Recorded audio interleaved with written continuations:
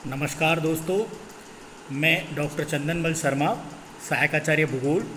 आज आपको BA part second के राजस्थान के भूगोल जो कि सेकंड पेपर है उसके दक्षिण पूर्व का पठारी प्रदेश या हाड़ौती का पठार के बारे में आपको बताने जा रहा हूँ। यह पठारी प्रदेश राजस्थान के दक्षिणी पूर्वी भागों में कोटा, बूंदी, झालावाड़, बारा, धौलपुर, करौली इत्यादि क्षेत्रों में विस्तृत है। देखिए, ये जो पठारी क्षेत्र है इसे हम हाड़ौती पठार या दक्षिण पूर्व का पठार के नाम से जानते हैं। इसके दो भाग हैं, एक विंध्यन का पठार और दूसरा है दक्कन का पठार। राजस्थान में इसे हाड़ौती के पठार के नाम से जानते हैं, जबकि एमपी में ये मालवा के पठार के नाम से जाना जाता है। हाड़ौती पठार के अंतर्गत राज्य की 9.6% क्षेत्र को शामिल किया जाता है और किए हुए है और यहाँ लगभग 11% जनसंख्या निवास करती है। यदि हम हाड़ौती के पठार को दो भागों में बांटना चाहें तो एक हो गया विंध्यन कगार और दूसरा दक्कन का लावा पठार। विंध्यन कगार के अंतर्गत धौलपुर और करौली जिलों को शामिल किया गया है, जबकि दक्षिण के लावा दक्कन लावा पठार के अंतर्गत चित्तौड़, बांसवाड़ा, झालावाड़, कोटा और बूंदी जिलों को शामिल किया गया है।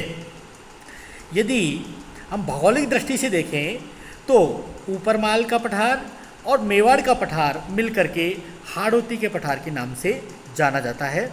और राजनीतिक दृष्टि से बात की जाए तो झालावाड़, बूंदी, कोटा, चित्तौड़गढ़, भीलवाड़ा और बांसवाड़ा जिले इसके अंदर शामिल किए जाते हैं। अब देखिए, हम एक एक का करके अध्ययन करेंगे। सबसे पहले हम बात करना जा रहे हैं विंध्यन कगार। यह क्षेत्र धौलपुर और करौली जिलों में विस्तृत है। यह मुख्यतः विंध्याचल पर्वतीय क्षेत्र की लाल बलुआ नामक चट्टानों का ही विस्तार है। अतः यह पूर्णतः चट्टानी संरचना वाला पठारी क्षेत्र है। इस कारण यह पूर्णतः अनुपजाऊ क्षेत्र है, परंतु इमारती पत्थरों के खनन के दृष्टिकोण से अत्यधिक महत्वपूर्ण क्षेत्र है। कृषि की दृष्टि से तो ये बिल्कुल अनुपजाऊ है, लेकिन इमारती पत्थरों की दृष्टि से महत्वपूर्ण है। यहाँ का करौली तथा धौलपुर स्टोन पूरे विश्व में प्रसिद्ध है। यह औषधि और लाल बलुआ पत्थर है। अब इससे हमारे भारत में प्रमुख जो बिल्डिंग्स बनाई गई हैं उनमें आगरे का लाल किला और राजस्थान की विधानसभा इसी पत्थर से निर्मित है। सिकंदरा में नक्काशी के लिए यहीं से पहाड़पुर, हिंडौन, करौली से पत्थर लाया जाता है और यह मिट्टी से निर्मित पत्थर है जिस पर ताप का कोई प्रभाव नहीं पड़ता है। तापमान से इसमें कोई असर नहीं पड़ेगा। सिकंदरा दौसा के पत्थरों को दक्षिणी पश्चिमी एशिया एवं ऑस्ट्रेलिया तक भेजा जा रहा है। उष्णकटिबंधीय क्षेत्रों में ये सर्वोपयुक्त पत्थर है क्योंकि ताप से ये फैलता और सिकुड़ता नहीं है। देखिए, आग्नेय जो चट्टान होती है ये दो प्रकार की होती है, एक बेसाल्ट और दूसरी ग्रेनाइट। बेसाल्ट चट्टान में सिलिका और फेरस की बनी होगी, जबकि ग्रेनाइट सिलिका और एल्युमिनियम की बनी होती है। बेसाल्ट के अंदर चूँकि फेरस लोहा पाया जाता है इसलिए इस चट्टान में जंग लग जाती है, जबकि ग्रेनाइट में लोहा नहीं होता है इसलिए इसमें जंग लगने की संभावना नहीं है और इसीलिए ये इमारती पत्थर कहलाता है और ये चेजा पत्थर के रूप में काम आता है। दक्षिण का नंबर 2, दक्षिण का लावा पठार।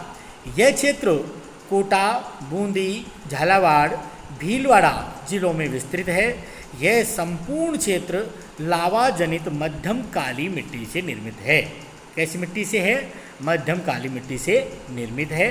यहाँ चावल, गन्ना, कपास प्रचुर मात्रा में पैदा किया जाता है। राजस्थान में मध्यम काली मिट्टी धनिया और मसालों के लिए प्रसिद्ध है। एशिया की ये प्रथम मंडी है। ऊपरमाल का पठार भैंसरोडगढ़, चित्तौड़गढ़ से बिजोलिया, भीलवाड़ा। कौन सा क्षेत्र होगा ऊपरमाल में? भैंसरोडगढ़, चित्तौड़गढ़ से बिजोलिया, भीलवाड़ा तक का पठारी भाग इसके अंतर्गत शामिल किया जाता है। बिजोलिया भीलवाड़ा में भारत का यहाँ पहला किसान आंदोलन विजय सिंह पथिक के नेतृत्व में प्रारंभ हुआ था। अब देखिए यहाँ पर जो मिट्टी पाई जाती है वो मिट्टी है काली मिट्टी।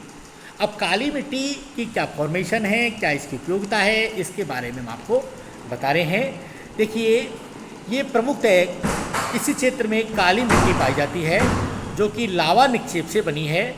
यह बेसाल्ट चट्टानों के क्षरण से बनी है। कैसे बनी है? बेसाल्ट चट्टानों के क्षरण से। चूँकि बेसाल्ट में सिलिका और फेरस पाया जाता है इसलिए इसका रंग कैसा होगा? काला होगा। इसमें लोहांश जो Fe है वो सर्वाधिक मात्रा में पाया जाता है। लोहे की अधिकता के कारण ही इसका रंग कैसा होता है? काला रंग होता है। इसे काली मिट्टी, कपासी मिट्टी, रेगुर मिट्टी, चीका चिकनी मिट्टी एवं वर्टिसॉल्स के नाम से जाना जाता है। इसे किस किस नाम से जाना जाता है? काली मिट्टी, कपासी मिट्टी, रेगुर मिट्टी, चीका या चिकनी मिट्टी या वर्टिसॉल्स के नाम से जाना जाता है। यह विश्व की एकमात्र मिट्टी है जिसमें नाइट्रोजन प्राकृतिक रूप से मिली होती है, जिस कारण इसमें कई वर्षों तक खाद डालने की आवश्यकता नहीं होती है। इस मिट्टी में मुख्यतः कपास, मूंगफली, गन्ना और चावल पैदा किया जाता है। आर्द्रता अधिक होने के कारण कम सिंचाई की आवश्यकता होती है। अब देखिए जो मिट्टी के निर्माण या फॉर्मेशन की प्रक्रिया है वो कैसे होती है कि काली मिट्टी, फिर उससे लाल मिट्टी और उससे लेटेराइट मिट्टी बनती है। कैसे? जलवायु कारकों की वजह से जब कभी यह लोहा फेरस ऑक्साइड में बदल जाता है तो मिट्टी का रंग लाल हो जाता है एवं लाल के बाद यह लेटेराइट में बदल जाता है। इस प्रकार से काली मिट्टी से लाल और लाल से लेटेराइट मिट्टी का निर्माण होता है। अब देखिए इस क्षेत्र में एक और महत्वपूर्ण चीज़ है, वो है GBF। GBF का मतलब है ग्रेट बाउंड्री फॉल्ट। क्या नाम है? Great boundary fault. तो देखिए ये ग्रेट बाउंड्री फॉल्ट क्या है? यह अरावली के पूर्व से निकलता है और धरातल के लगभग 100 किलोमीटर की गहराई में 100 किलोमीटर ये गहरा है। अभी तक यह निष्क्रिय था, लेकिन 2006-07 में एवं इसके बाद आए भूकंपों ने ये प्रश्न चिन्ह लगा दिया कि ये क्या फॉल्ट सक्रिय हो रहा है या नहीं है। पृथ्वी के अंदर 100 किलोमीटर की गहराई में एक फॉल्ट है। यह फॉल्ट 1400 किलोमीटर लंबा है। कितना? 1400, जो कि गुजरात से राजस्थान में होता हुआ दिल्ली क्षेत्र की ओर निकलता है। राजस्थान में यह चित्तौड़गढ़, भीलवाड़ा, बूंदी, करौली जिलों में होकर के निकलता है। और सबसे महत्वपूर्ण जो बात है कि इसी बिंदु पर भ्रंश रेखा पर राजस्थान का रावत भाटा परमाणु संयंत्र अवस्थित है।